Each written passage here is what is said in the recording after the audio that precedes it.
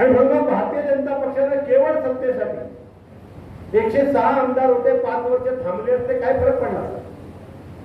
जर 5 वर्ष थांबले असते काय फरक पडणार होता? 5 वर्ष तुम्हाला रस्ते मिळाले, पण जर 5 वर्ष थांबून तुम्ही जर चांगला प्रमुख प्रबळ विरोधी पक्ष म्हणून काम केलं असतं तर कदाचित 5 वर्षांनी आता येणाऱ्या पुढच्या निवडणुकीत महाराष्ट्राच्या जनतेने तुम्हाला सत्ता दिली पण असती. कारण 106 होते, संख्या कमी नव्हती. ही कमी संख्या आहे का? जर वाढ बघितली असती तर कदाचित महाराष्ट्राच्या जनतेने संधी दिली पण असती. पण देवेंद्र फडणवीस, तुम्हाला माहिती आहे देवेंद्र फडणवीस काय म्हणतात त्याला? आवाज नाही आला. तो इकडे कोकणात कोण बोलत नाही, पण तिकडे पश्चिम महाराष्ट्रात नुसतं नाव घेतलं की ओरडायला सुरुवात करतात. आणि मग त्या देवेंद्र फडणवीसांना एकच वेळ लागलं होतं आणि मग त्यांनी जाहीर केलं मी पुन्हा येईन, मी पुन्हा येईन, मी पुन्हा येईन. ऐकलं ना आपण? मग ते पुन्हा येण्यासाठी पहिल्यांदा शिवसेना फोडली. मी दुसरा मुद्दा नाही घेणार आहे कुठला, अधिक मुद्द्याची गरज नाहीये. शिवसेनेचे 40 आमदार फोडले. उद्धव साहेबांनी कोणालाही अडवलं नाही. मुख्यमंत्री होते उद्धव साहेब, ठरवलं असतं तर पोलीस बलाचा वापर करून, पोलीस खात्याचा वापर करून एकेकाला जेलमध्ये डांबता आलं असतं, पण ते केलं नाही. केलं का? आज ज्या तऱ्हेने ईडीचा वापर होतोय, सीबीआयचा वापर होतोय, इन्कम टॅक्सचा वापर होतोय, तसा जर वापर मुख्यमंत्री उद्धव साहेबांनी केला असता तर ह्या 40 आमदारांची हिंमत होती काय सोडून जाण्याची? इथून सुरतला, सुरतहून गुवाहाटी, गुवाहाटीवरून गोवा गरज होती का? हिंमत कशी झाली? पण उद्धव साहेबांनी सांगितलं जर माझ्यावर विश्वास नसेल तर मी डांबून कुणाला ठेवणार नाही, ज्याला जायचं त्यांनी जा. 40 आमदार तुम्ही फोडले. आता 40 आमदार फोडल्यानंतर 106 आणि 40 146 झाले. 146 झाले, बहुमत आलं. आपलं अडीच वर्षाचं सरकार गेलं. उद्धव साहेबांना, मुख्यमंत्र्यांना अपमानित होऊन मुख्यमंत्री पद सोडावं लागलं, वर्षाबंगला सोडावं लागलं.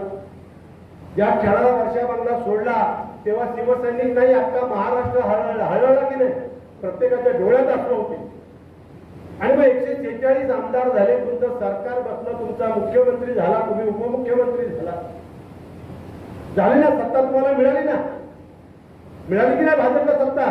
146 आमदार झाले, मुख्यमंत्री बसले, गद्दार आपल्यातून गेलेले, उपमुख्यमंत्री देवेंद्र फडणवीस झाले, सरकार तुमचं आलं, पण यांचं काय पोट भरे ना. मग यांनी राष्ट्रवादी काँग्रेस फोडली, शरद पवार साहेबांची काँग्रेस फोडली, राष्ट्रवादीचे 40 आमदार घेतले. आता 146 होते झालेले, त्याच्यात आणखी 140 आमदार भर पडले, 186 झाले, 288 आहेत. 288 मध्ये 186 झाले, आणखी एक उपमुख्यमंत्री बसवला. सरकार तुमचं आहे, 2 उपमुख्यमंत्री, 1 मुख्यमंत्री, 2 उपमुख्यमंत्री. 186 आमदार आल्यावर यांचं पोट भरेना. यांनी काँग्रेस फोडली, अशोक चव्हाणांना घेतलं. आता यांचं पोट भरणार कधी? आणि कशासाठी ही भूक कसली आहे? ही महाराष्ट्राच्या भल्याची आहे, तुमच्या भल्यासाठी आहे, तुमच्या हितासाठी आहे, तुमचे प्रश्न सोडवण्यासाठी आहे, माता भगिनींचे, महिलांचे प्रश्न सोडवण्यासाठी आहे, गोरगरीब तरुणांना रोजगार देण्यासाठी आहे, शेतकऱ्यांना त्यांच्या मालाला, त्यांच्या भावात पिकाला उत्पन्न देण्यासाठी आहे, शेतकऱ्यांचे प्रश्न सोडवण्यासाठी आहे, शेतीला पाणी पुरवण्यासाठी आहे, रहदारीचे रस्ते करण्यासाठी आहे. हा आमचा महामार्ग किती वर्ष अडकलाय? कशासाठी आहे? ही भूक तुमच्यासाठी नाही आहे, महाराष्ट्राच्या भल्यासाठी नाही आहे, महाराष्ट्रातल्या कष्टकऱ्यांच्या, शेतकऱ्यांच्या, माता भगिनींच्या, तरुणांच्या भल्यासाठी नाही आहे. ही भूक फक्त सत्तेची आहे. याला सत्तेची भूक आहे. आज त्या बकासुराच्या पुढे गेले. भारतीय जनता पक्षाचा, देवेंद्र फडणवीसचा बकासूर झालाय. किती खाल्लं तरी पोट भरत नाहीये. मग या बकासुराला नामशेष करायला भीम पाहिजे ना, का नको? कोण बकासुराचा वध कोण करणार?